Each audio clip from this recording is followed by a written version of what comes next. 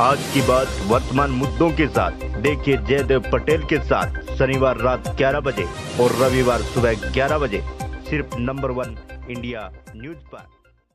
नमस्कार व्यूअर्स, मैं जयदेव पटेल और आप देख रहे हैं नंबर 1 इंडिया न्यूज। आज के बाद वर्तमान मुद्दों के साथ इस खास कार्यक्रम में आज हम बात करेंगे देश में लगातार बढ़ रहे लैंडस्लाइड के पीछे क्या कुछ वजह है और लैंडस्लाइड क्यों इतने खतरनाक होते जा रहे हैं और इससे क्या कुछ पूर्वानुमान लगाया जा सकता है। इसका इन्हीं तमाम मुद्दों पर बात करने के लिए हमारे साथ खास मेहमान है भारतीय भूवैज्ञानिक सर्वेक्षण के डीडीजी और साथ ही लैंडस्लाइड के विशेषज्ञ डॉक्टर सैबल घोष। डॉक्टर सैबल घोष जी, आपको बहुत बहुत स्वागत आज के हमारे प्रोग्राम में।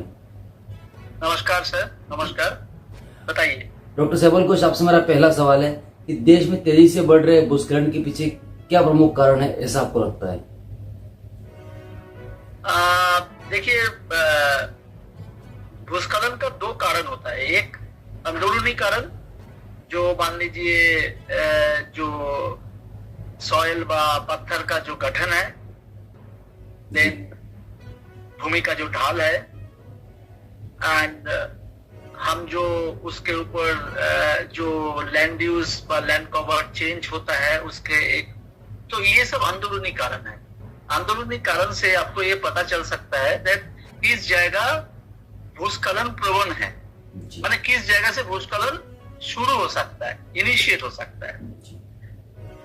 अभी भूस्खलन करने के लिए आपको और एक चीज का जरूरत पड़ता है जिसको बोलते हैं ट्रिगरिंग फैक्टर। ट्रिगरिंग फैक्टर में भारतवर्ष में सबसे ज्यादा इंपॉर्टेंट ट्रिगरिंग फैक्टर है रेनफॉल। एंड आप जानते हैं ये जून से अक्टूबर तक खास करके हिमालय प्रदेश में सब जगह में हमारा मेन मानसून मंथ है। और इसी समय जब कोई किसी जगह में एक परिमाण से ज्यादा मान लीजिए रेनफॉल हो जाता है, खास करके बहुत ही कम समय में बहुत ही तेज बारिश किसी जगह में हो जाएगा, तो अचानक क्या होता है, उस जगह से भूस्खलन शुरू होता है।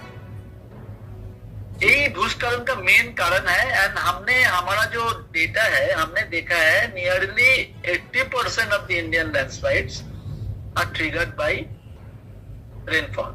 बट दूसरा भी कारण है। दूसरा कारण मतलब जो अर्थक्वेक का शेकिंग से भी लैंडस्लाइड्स हो सकता है, एंथ्रोपोजेनिक रीजन से लैंडस्लाइड्स हो सकता है, प्योरली एंथ्रोपोजेनिक रीजन से कभी। लेकिन हमारा देश में क्या होता है, एंथ्रोपोजेनिक रीजन थोड़ा इंड्यूस कर देते हैं लैंडस्लाइड्स को। तो जिस परिमाण का रेनफॉल में लैंडस्लाइड होना चाहिए नेचुरल स्लोप में, आप उसको थोड़ा डिस्टर्ब करेंगे तो उससे कम रेनफॉल में हो सकता है। ये भी हम लोग देखते हैं जी। अभी देखिए, ये बात तो सही है दैट ये जो क्लाइमेट चेंज जो इशू है, ये इशू अभी यार बहुत छुपे हुए नहीं है, ये सबके सामने धीरे धीरे आ रहा है।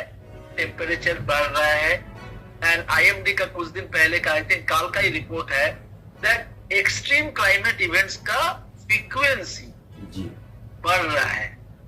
आप देखेंगे आजकल बादल फटना हुआ रेनफॉल बहुत ज्यादा हो जी। तो क्या है, एक ही छोटा जगह में बहुत ज्यादा बारिश गिर रहा है, उसमें बहुत ही डिफिकल्ट है इसको प्रेडिक्ट करना पहले से जी। क्योंकि तब क्या है ना, आपको देखिए भारतवर्ष में 4.3 लाख स्क्वायर किलोमीटर एरिया भूस्खलन प्रवण है, जो 19 प्रदेश एवं यूनियन टेरिटरी में विस्तृत है। उसमें 179 डिस्ट्रिक्ट्स आर पार्टली इन्वॉल्व। तो इतना बड़ा जगह है। जीएसआई जो मैप बनाया है उसमें more than 87,000 active landslides map किए हैं। वो भी आप बोलेंगे तो उसका हर साल हम लोग अपडेट करते हैं, लेकिन ये भी हर साल बढ़ भी रहा है जी।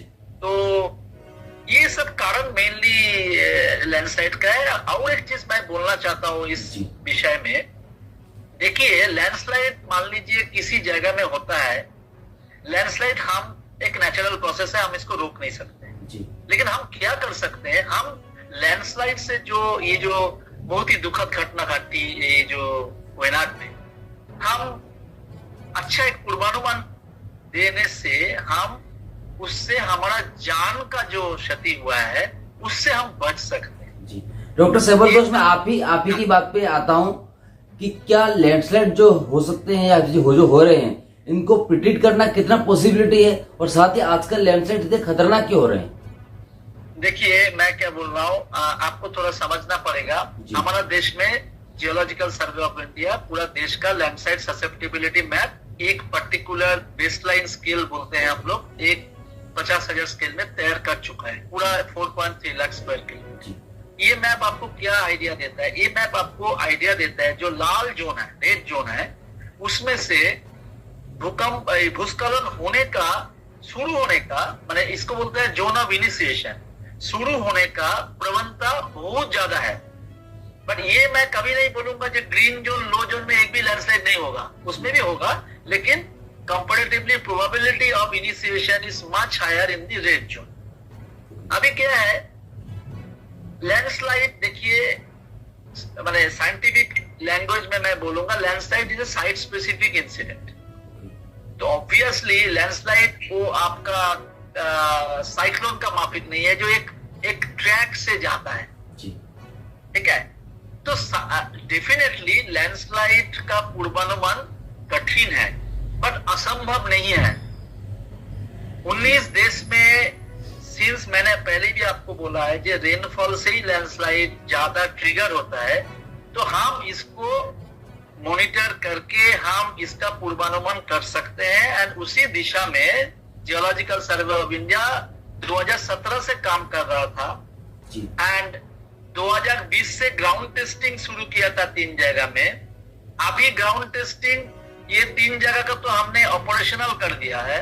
19 तारीख जो हमने सेंटर कलकत्ता में इनॉग्रेट किया, डेडिकेट किया, हमारा माननीय मंत्री जी जो डेडिकेट किया 19 तारीख नेशनल लैंडस्लाइड फोरकास्टिंग सेंटर, उसी दिन से हमने 3 जगह जो 2020 से हम लोग कर रहे थे ग्राउंड टेस्टिंग, उसको हमने ऑपरेशनल कर दिया। ऑपरेशनल का मतलब क्या है, जो अभी पब्लिक के पास भी जा रहा है।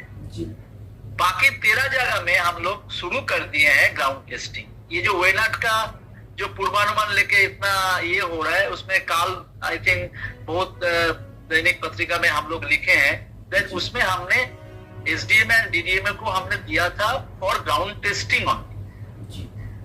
तो देखिए थोड़ा टाइम लगेगा, बट मैं आपको एक ही चीज हर जगह में बोलता हूं, जब 1999 में ग्रेट ओडिशा साइक्लोन हुआ था जिसमें देश 14,000 लोगों को गए थे हम लोग, उसी टाइम भी आईएमडी का एक साइक्लोन वार्निंग सिस्टम था। अभी देखिए 25 साल में इसमें जो प्रगति हुआ है, अभी देखिए साइक्लोन वार्निंग में हार्डली एनी डेथ होता है। तो हम आशा रखते हैं, हम आप लोगों का सहायता चाहते हैं, देश का सहायता चाहता है, स्टेट गवर्नमेंट का डेटा फीडबैक चाहते हैं। उसी हिसाब से हम लोग क्या कर सकते हैं, इसको अच्छा करके ग्राउंड टेस्टिंग करके हम लोग धीरे धीरे इसको ऑपरेशनल करेंगे। एंड एक दिन ना एक दिन मेरा पूरा विश्वास है कि हम लोग इस विषय पे काफी अच्छे जगह में पहुंचेंगे। एंड इस विषय में भारत सरकार, मेरा ऑफिस, मेरा मिनिस्ट्री हमको बहुत सहायता कर रहे हैं हम लोगों को। एंड हम लोग इसको, एंड खाली ये हम लोग अकेला प्रयास नहीं कर रहे हैं, हमारे साथ आईएमडी जुड़ा है पीछे से, डिपार्टमेंट ऑफ स्पेस जुड़ा है पीछे से। हम अभी कुछ दिन बाद हमने डिपार्टमेंट ऑफ माने डीआरडीओ के साथ भी हमने एक कोलैबोरेट करने जा रहा है। उनका भी जितना एडब्ल्यूएस है उसको हम नेटवर्क में लेना चाहता है। Central water commission, ministry of जल शक्ति इसके साथ इन्वॉल्व है, ministry of art science involve है। सो इससे इट्स ए कलेक्टिव प्रयास, क्योंकि देखिए लैंडस्लाइड बोलिए बा कोई डिजास्टर अकेला किसी ऑर्गेनाइजेशन से होगा नहीं, एक कलेक्टिव प्रयास करना पड़ेगा। उसी प्रयास का हिसाब से हम लोग शुरू कर दिए, हम लोग अब पीछे नहीं है। एंड मेरा I am confident that in near future the country will have, but उसके लिए बाहर देश में 10 साल लगता है ग्राउंड टेस्टिंग करने के लिए। हम तो 4-5 साल में इसको ऑपरेशनल कर देंगे, क्योंकि इतना हम वेट नहीं कर सकते। तो हम ये चाहते हैं दैट ऑपरेशनल का बीच में धीरे धीरे हम इसको रिफाइनमेंट करते रहें। इसके लिए ग्राउंड बेस्ड डेटा चाहिए। जब मान लीजिए मैंने किसी जगह में लाल वार्निंग दे दिया, फोरकास्ट दे दिया, हमको डेटा चाहिए कि उधर लैंडस्लाइड हुआ कि नहीं। मान लीजिए ये डेटा हमारा ऑफिसर साल में एक बार जाता है फील्ड में, मान लीजिए कि, लेकिन हमको लोकल लेवल से डेटा चाहिए। इसीलिए हम लोग एक भूस्खलन ऐप तैयार किया है, उसको भी हम पूरा स्प्रेड कर रहे हैं। सो उससे आप डायरेक्टली एक साधारण व्यक्ति, आप भी पहाड़ों में जा रहे हैं, आप उसका लोकेशन, जियो लोकेशन दबा के हमको खाली ये बता दीजिए कब लैंडस्लाइड हुआ है, लैंडस्लाइड का एक फोटो दे दीजिए, उससे हमको काफी इंफॉर्मेशन मिलेगा। But I must thank to the media, आप लोगों का हेल्प हम लोगों को बहुत मिल रहा है।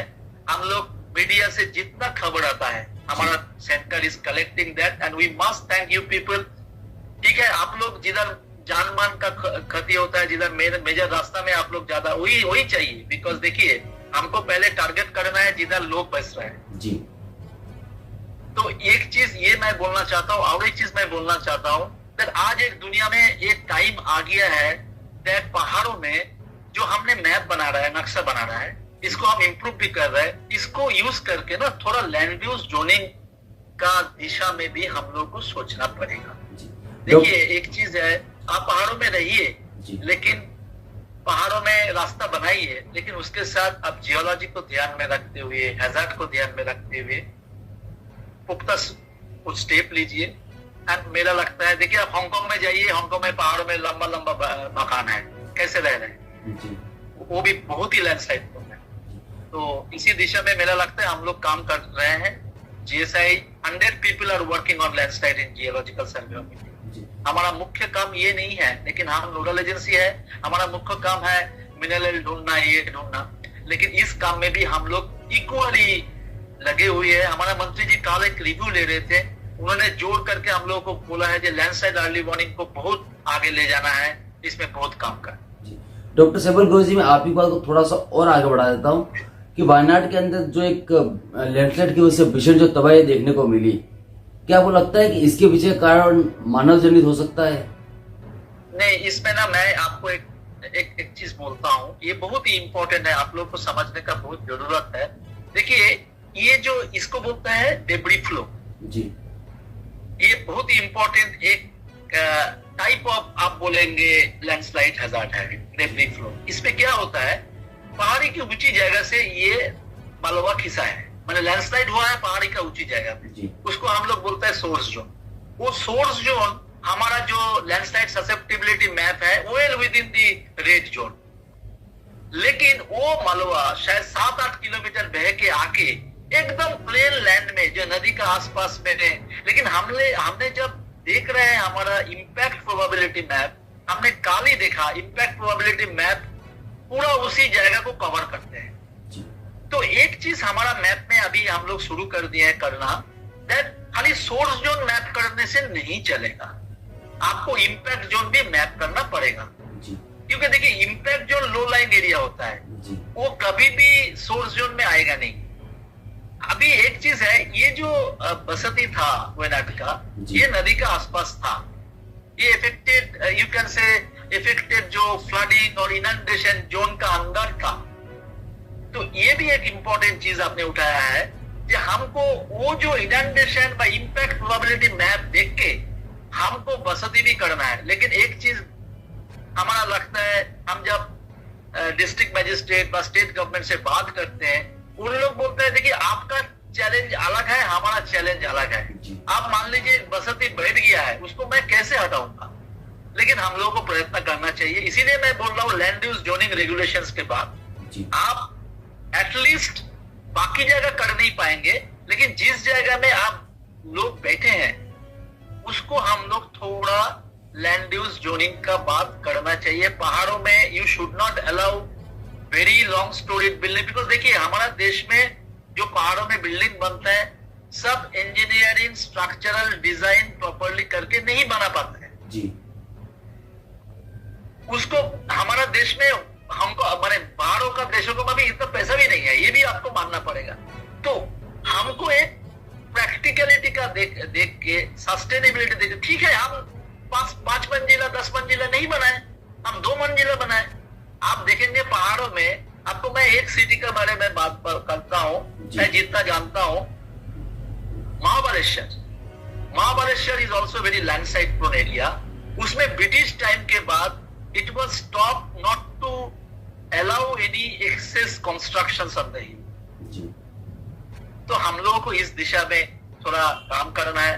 आप कुछ दिन पहले हम लोग जोशीमठ में काम किए हैं, उसका रिपोर्ट दिए हैं। जोशीमठ में अभी काफी बड़ा डीपीआर बन रहा है स्टेट गवर्नमेंट का, उसका ऐसा माफिक काम करना चाहिए। जैसे शिमला में इस साल हम लोग काम करने जा रहे हैं, तो हमारा तरफ से नोडल एजेंसी जियोलॉजिकल तरफ से हम लोग सजाग है, हम लोग कोशिश कर रहे हैं। लैंडस्लाइड काफी डिफिकल्ट सब्जेक्ट है। एंड आप एक ही चीज बताइए, आप जब पहाड़ों में जाते हैं, एक जगह में लैंडस्लाइड होता है, बगल वाला जगह से लैंडस्लाइड नहीं होता है, लेकिन देखने में तो एक ही लगता है, क्यों नहीं होता है?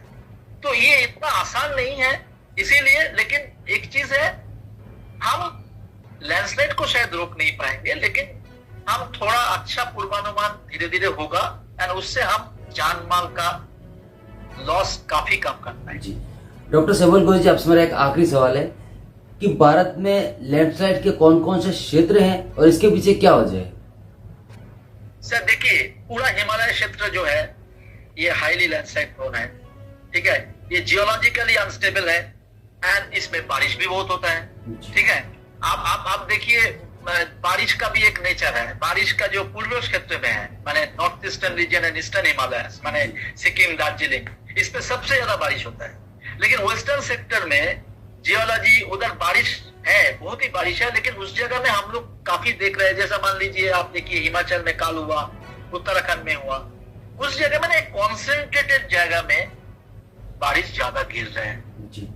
अभी देखिए, लोग बोलते हैं कि डॉपलर रडार ज्यादा इंस्टॉल करना चाहिए। यस चाहिए, लेकिन एक चीज ध्यान में रखिएगा, डॉपलर रडार आपको 3-4 घंटा पहले ही आपको बोल पाएगा, उससे पहले नहीं बोल पाएगा, क्योंकि इतना क्लाइमेटिक सर्कुलेशन इन दी हाई माउंटेन्स इतना डिफिकल्ट है। तो 3-4 घंटा में आप सोचिए तो कितना डिफिकल्ट है लोगों को निकल के। बट हम लोगों को प्रयत्न करना चाहिए। पहाड़ों में, खास करके हिमालय में जगह भी नहीं है। आप देखेंगे जो गौरीकुंड में हुआ कुछ दिन पहले, आप देखेंगे रास्ता है, आप किधर जाएंगे?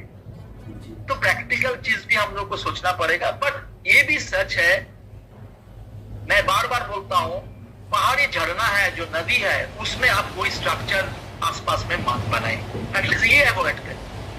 जो मेन नदी का जो झरना है, मेन नदी का अंदर भी लोग बसते हैं, उसको तो कतई मना है। लेकिन जो झरना आता है, क्योंकि वो झरना का पैसे जो है आप क्लियर रखेंगे, तो जो सरफेस वाटर है, क्योंकि स्लोप ज्यादा है, बहुत बारिश गिर है, वो सरफेस वाटर जल्दी मेन स्ट्रीम में चला है, आप उसको रोकेंगे तो बहुत ज्यादा प्रॉब्लम। यही चीज हम लोग को थोड़ा ध्यान में रखना है। हम लोग बहुत ट्रेनिंग करते हैं, लोगों को समझाते हैं, हम खाली नहीं है, national institute of disaster management करते हैं, एनडीए में करते हैं, एसडीए में करते हैं। तो लोगों को वो भी सोचना है कि हम पहाड़ी झरना को थोड़ा उसको जाने दीजिए। बड़ा बड़ा सिटी में आप जाके देखेंगे, आपको झरना पता नहीं चलेगा जी, इतना स्ट्रक्चर बन गया उसके ऊपर, वो शायद ठीक नहीं। डॉक्टर सेवल गोयल जी, आपने हमारे लिए समय निकाला और महत्वपूर्ण जानकारी हमारे साथ साझा करेगी, उसके लिए आपका बहुत बहुत धन्यवाद। धन्यवाद। Thank you.